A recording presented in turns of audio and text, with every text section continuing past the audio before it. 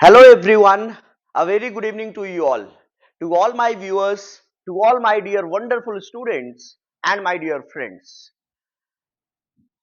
Today I shall be discussing a very burning legal issues that is even a socio-political issues before you all. And the name of the topic is sedition law. Sedition law which is defined under section 124A of IPC 1860. Sedition law जो है section 124A IPC में दिया गया है, उस पे आज हम लोग डिस्कशन करेंगे। आप सब लोग जानते हैं कि सेडिशन लॉ को लेकर के पिछले 2-3 सालों में 2021 से बहुत लंबी बहस चली है। पहले भी बहस चलती रही है। कन्हैया कुमार जब अरेस्ट हुआ था तब भी बहस चल रही थी। इसके बाद फिर से 2021 में then Chief Justice of India had raised the issue कि why this law is surviving. The law which was in fact misused against the likes of Mahatma Gandhi, बाल गंगाधर तिलक, जवाहरलाल नेहरू, इनके अगेंस्ट में सेडिशन लॉ को ब्रिटिशर्स ने use किया था। तो उस लॉ को हम लोग इंडिया में स्क्रैप क्यों नहीं कर रहे हैं, उसको खत्म क्यों नहीं कर रहे हैं? चीफ जस्टिस ऑफ इंडिया ने 2021 में इस बात को बोला था कि जो सेडिशन का लॉ है उसको खत्म कर देना चाहिए, क्योंकि ये गवर्नमेंट इसको मिसयूज कर सकती है। गवर्नमेंट अपना एकाधिकार को एस्टैब्लिश करने के लिए इस लॉ को अपने हिसाब से चैनलाइज कर सकती है, अपने हिसाब से अपने विरोधियों को दबाने के लिए यूज कर सकती है, अपने हिसाब से अपने अगेंस्ट में उठ रही आवाजों को दबाने के लिए इसको यूज कर सकती है। ये सब बातें चल रही थी, ये सारा मुद्दा चल रहा था। इसको मैं ये आपको इसलिए मैं बता रहा हूं क्योंकि ये एक जो बैकग्राउंड है उसको बताना जरूरी था। बैकग्राउंड को समझना जरूरी है उस लॉ को समझने से पहले। बैकग्राउंड में यह भी है कि 17th सेंचुरी में इंग्लैंड में यह लॉ यूज होता था, और उसमें यह इसलिए यूज होता था ताकि कोई भी एस्टैब्लिश्ड गवर्नमेंट और किंग क्वीन के अगेंस्ट में ना जाए, उनके खिलाफ में आवाज ना उठाए। 1837 में 1837 में Lord Macaulay, Thomas Macaulay draft करते हैं सेडिशन के लॉ को। कब? 1837 में। लेकिन जब ये 1860 में हमारा आईपीसी बनता है तो उसमें it was omitted, inexplicably omitted, इसको ओमिट कर दिया जाता है। 1860 के लॉ में ओरिजिनल आईपीसी में नहीं डाला जाता है। 1870 में 10 साल बाद एक अमेंडमेंट होता है, और जिस अमेंडमेंट को इंट्रोड्यूस किया था सर जेम्स स्टीफन ने, और 1870 में आईपीसी के तहत सेक्शन 124A को इंसर्ट किया जाता है, और तब से सेडिशन लॉ हमारे आईपीसी के अंदर डाला गया और उसको हम लोग यूज करते आए हैं। टाइम टू टाइम इसको कुछ लोगों पर यूज किया गया है, उसको फिर जेल में डाला गया है। तो बहुत बार आवाजें उठती है कि क्या गवर्नमेंट अपने विरोधियों, अपने राइवल्स के आवाज को दबाने के लिए, सप्रेस करने के लिए, डिसेंट को सप्रेस करने के लिए, freedom of speech and expression को सप्रेस करने के लिए तो ये यूज नहीं कर रही है, राइट? तो इस सवाल को लेकर के ही चीफ जस्टिस ऑफ इंडिया ने सवाल उठाए थे। He had raised the issues, and from there on, once again the country involved itself in a new fresh debate that whether sedition law is good for the country or not for the country. Okay, तो my dear students, आपको मैं सबको बताना चाहता हूं कि जो sedition law है वो सेक्शन 124A में दिया गया आईपीसी में, जैसा कि मैंने पहले बताया। तो सेडिशन लॉ में है क्या, सेडिशन लॉ का मीनिंग क्या है, इसको समझते हैं और फिर मैं और भी डिटेल में आपको बताऊंगा।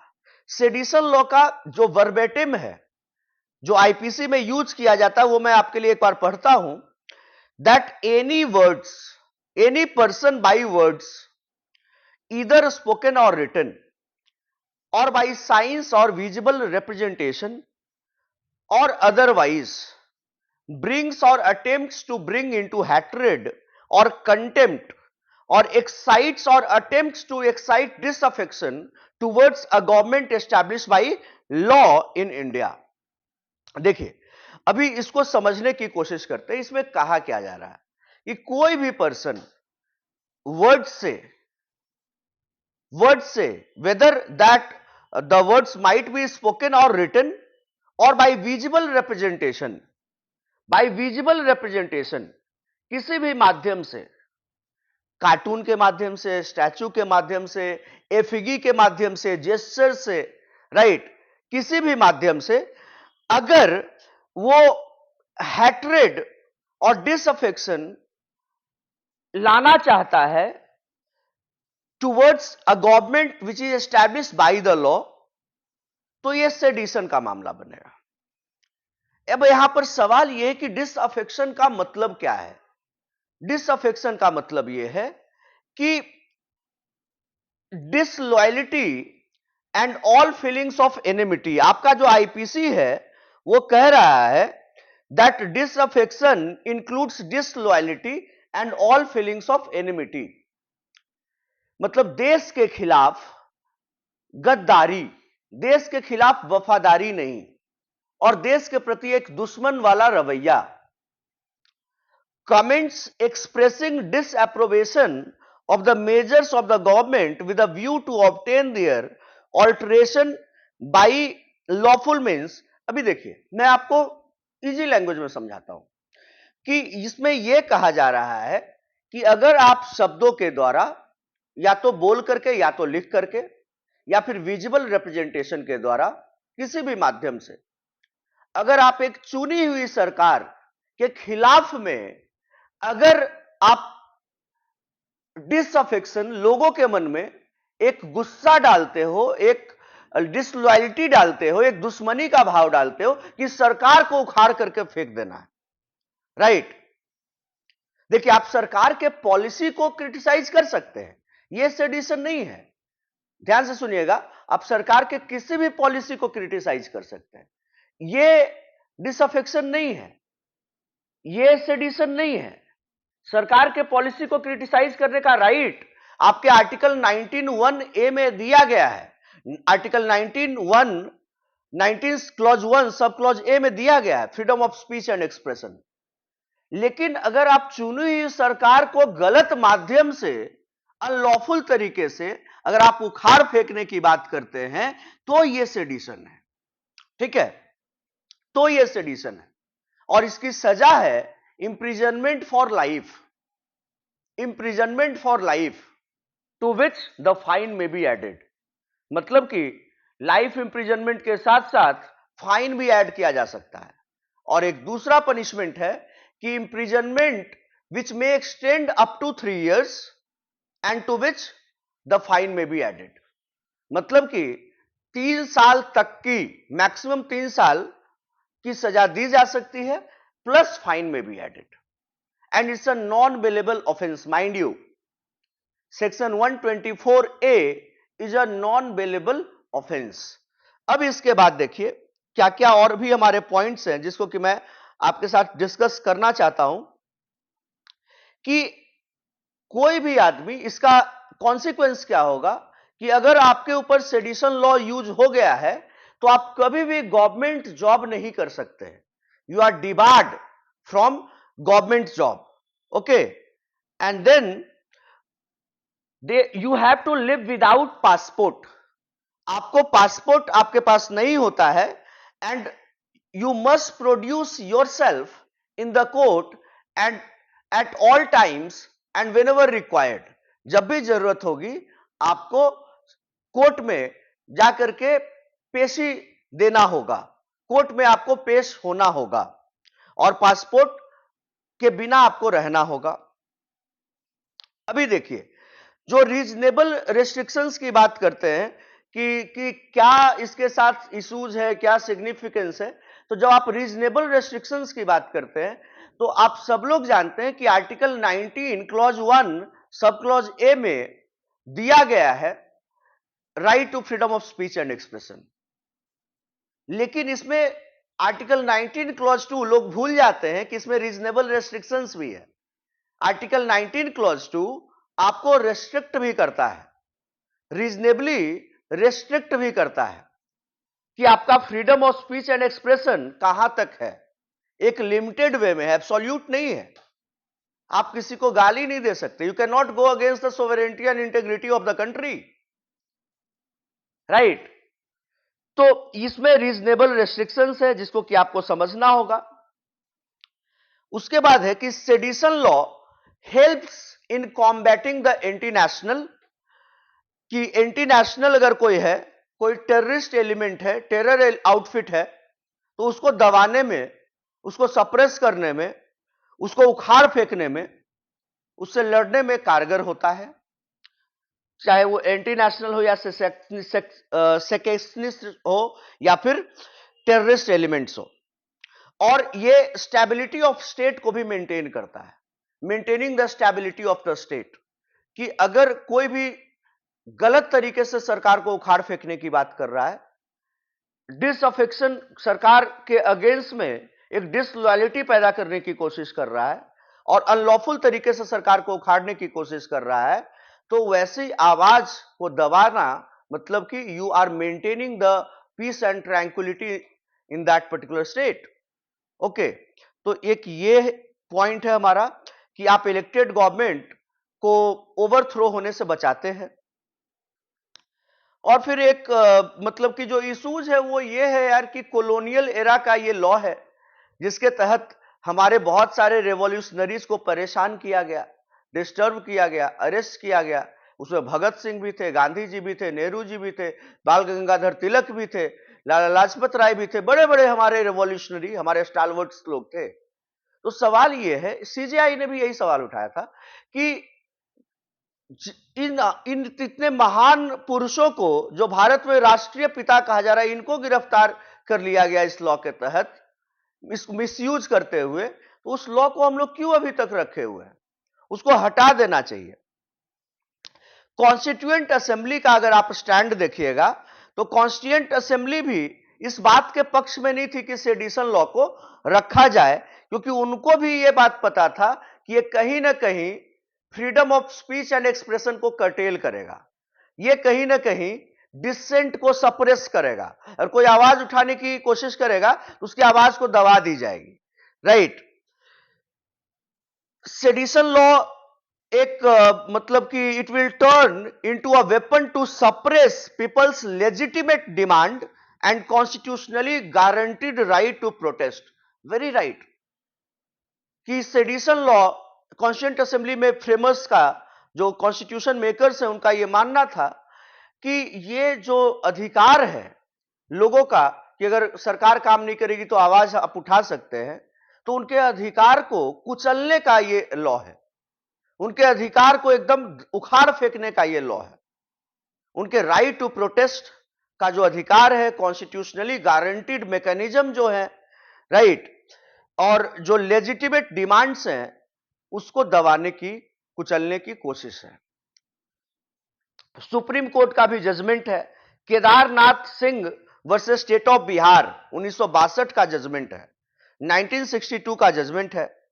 1962 के जजमेंट में सुप्रीम कोर्ट ने यह बोला, it limited the ambit of section 124A of sedition law, उसको लिमिट किया, उसको कहीं ना कहीं रेस्ट्रिक्ट किया और बोला एक्ट्स इन्वॉल्विंग इंटेंशन और टेंडेंसी टू क्रिएट डिसऑर्डर और disturbance of law and order और इंसाइटमेंट टू वायलेंस, अगर होगा तो सेडिशन माना जाएगा।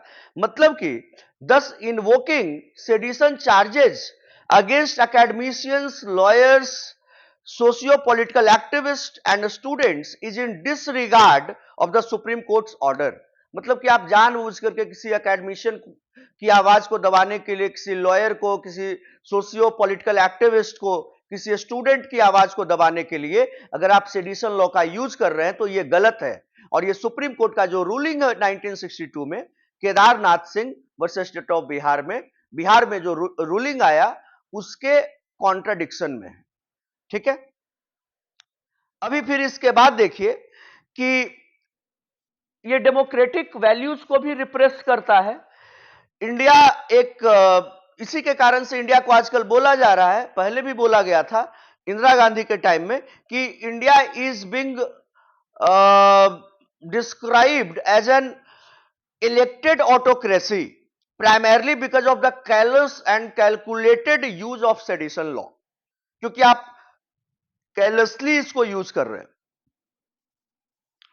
इसको मिसयूज किया जा रहा है और कैलकुलेटेड तरीके से लोगों को फंसाने के लिए स्टूडेंट्स तक के अगेंस्ट में यूज कर लिया जा रहा है। ठीक है, रिसेंट डेवलपमेंट है कि फरवरी 2021 में जो रिसेंट डेवलपमेंट्स हैं, सुप्रीम कोर्ट ने एक पॉलिटिकल लीडर और 6 सीनियर जर्नलिस्ट को अरेस्ट से बचाया, अरेस्ट हुआ था for allegedly tweeting and sharing unverified news in multiple sedition FIRs registered against them. Supreme court, आप जानते हैं कि जब भी कुछ भी गलत चलता है तो सुप्रीम कोर्ट को ही आना पड़ता है, एंड सुप्रीम कोर्ट ने प्रोटेक्ट किया एक पॉलिटिकल लीडर को और 6 और सीनियर जर्नलिस्ट को फ्रॉम अरेस्ट, क्योंकि उन्होंने एक ट्वीट किया था, न्यूज शेयर किया था जो अनवेरिफाइड था, right, in multiple sedition FIRs। फिर जून 2021 में supreme court protected 2 Telugu news channels, Telugu language news channels from coercive action by the state of Andhra Pradesh, right. फिर इसके बाद जून 2021 में a petition was filed in the supreme court that sought a relook into the sedition law.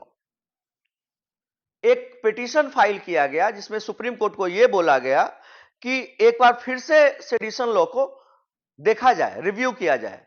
और तभी जो मैं शुरू में ही आपको बात बताया कि चीफ जस्टिस ऑफ इंडिया 2021 में इस स्टेटमेंट को उन्होंने दिया कि क्यों नहीं इसको स्क्रैप कर दिया जाए, जिस लॉ के तहत भारत के इतने बड़े बड़े रेवोल्यूशनरीज को, महात्मा गांधी को, भगत सिंह को, नेहरू जी को, बाल गंगाधर तिलक को अरेस्ट किया गया था। इस लॉ को मिसयूज करके, उस लॉ को, कॉलोनियल लॉ को, 75 साल पुराने लॉ क्यों नहीं, मतलब कि 75 साल क्या, 75 साल इंडिपेंडेंस के बाद को हम क्यों नहीं हटाते हैं। ठीक है, अब आगे क्या करना चाहिए, सेडिशन लॉ को अगर आप नहीं हटाते हैं तब क्या करना चाहिए। अगर हटा देते तो बहुत अच्छी बात है, अगर नहीं हटाते हैं तो इसको लिमिट करना पड़ेगा, इस पे लिमिटेशंस लगाना होगा, इसके एफिकेसी को नैरो डाउन करना होगा। जैसे कि मैंने बताया कि 1962 में Kedarnath Singh versus state of Bihar में सुप्रीम कोर्ट ने लिमिट किया था, फिर से सुप्रीम कोर्ट को इसको लेकर के गाइडलाइंस देना होगा। इसके बाद हायर जुडिशियरी को सेंसिटाइज करना पड़ेगा, ताकि जो हायर जुडिशियरी है वो लोअर जुडिशियरी को, मजिस्ट्रेसी को और पुलिस को सही तरीके से चैनलाइज करे, सही तरीके से मार्गदर्शन दे कि सेडिशन लॉ में कैसे प्रोसीड करना है, ताकि इसका मिसयूज ना हो। नेक्स्ट है कि civil society is also having duty that they need to raise awareness, create awareness about the arbitrary use of sedition law, कि सेडिशन लॉ का आर्बिट्रेरी यूज नहीं होना चाहिए। इसके बाद है कि section 124A of the IPC has its utility that it is used as a weapon to combat the anti-nationals, the secessionists and the terror outfits and terrorist elements। लेकिन इसके गर्भ में किसी निर्दोष आदमी को परेशान ना किया जाए। ठीक है, अगर आप एंटी नेशनल को कॉम्बैट कर रहे हैं, एंटी नेशनल को जेल में डाल रहे हैं, बिल्कुल सही आप करिए, लेकिन उसके आड़ में आप एक निर्दोष आदमी को, एक इनोसेंट आदमी को फंसा नहीं सकते हैं। ठीक है, फंसा नहीं सकते, एक स्टूडेंट को भी आप फंसा नहीं सकते। बहुत सारे स्टूडेंट का करियर खराब हो जाता है, वो गवर्नमेंट जॉब के लिए कभी अप्लाई नहीं कर सकता है, सेलेक्ट नहीं होगा, फिर जेल में रहेगा अलग से, पासपोर्ट जब्त हो जाएगा अलग से, जब पेशी होगी तो उसको कोर्ट जाना पड़ेगा। ये सारे चीज, सारे रेस्ट्रिक्शंस आ जाते हैं। So the government needs to understand कि इसका गलत मिसयूज ना हो, सॉरी इसको मतलब कि एक तरह से सप्रेस, लोगों को सप्रेस करने के लिए इसका यूज ना हो।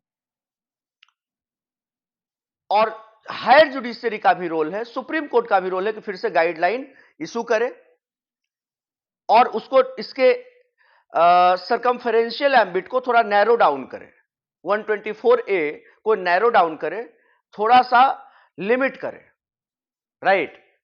सो गाइस, आज मैं इसी टॉपिक को लेकर के मैंने बिल्कुल क्लियर तरीके से आपको समझाने की कोशिश की है, and I hope that you would like the video, you love the manner in which I have talked about the background, I have talked about the issues, burning issues, the standing right now, the definition part, the punishment part, the say significance issues involved. I have talked about everything in minutest of details, and the slightest of details I have given you.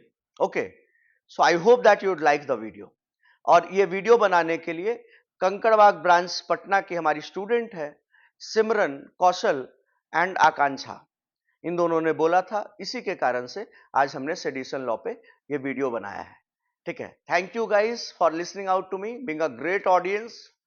Stay tuned on India's biggest law learning platform, that is on the YouTube channel of Chanakya Judicial Academy and Chanakya CLAT classes.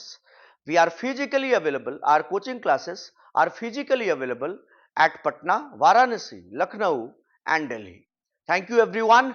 Jai Hind, Jai Sri Ram.